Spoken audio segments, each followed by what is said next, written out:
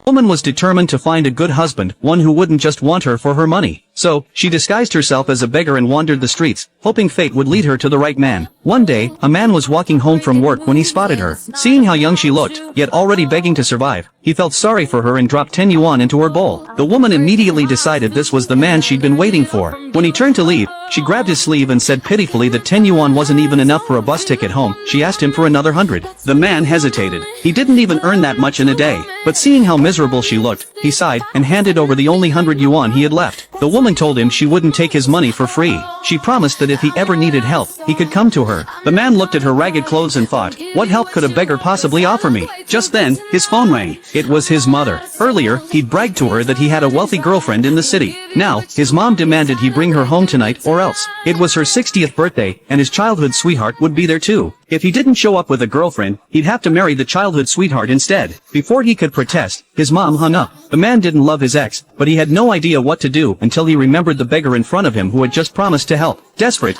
he asked her to pretend to be his girlfriend for a day and come meet his mom. To his surprise, she agreed without a second thought. But she pointed out that if she was going to meet his parents, she couldn't show up in rags. He needed to buy her a decent outfit, or his mom would see through the lie immediately. He realized she was right and reluctantly agreed. When the woman stepped out in a clean, elegant dress, the man was stunned. He hadn't expected her to look so stunning just by changing her clothes. He was still staring when the store clerk snapped him back to reality. Sir, that'll be 8,888 yuan. He froze. How could a dress cost so much? But he still pulled out all the cash he had, counting every last crumpled bill. Seeing him struggling so adorably to pay with his small change, the woman chuckled and handed over her credit card to the cashier instead. The man asked her why she was paying. She smiled and casually revealed that she was actually the CEO of the Su Corporation, worth billions. Of course, the man didn't believe a word of it. Trying to save the little money he had left, he took her to the countryside by tractor instead of by taxi. On the way, he repeatedly reminded her not to mess up the act. If his mom asked, she should say she was a successful CEO who made over 10,000 yuan a year and that she knew how to butcher pigs and slaughter sheep too, because his mom loved bragging about things like that. He even gave her a fake marriage certificate to hold, to really sell the story. When they arrived at his family's house, his mom was overjoyed.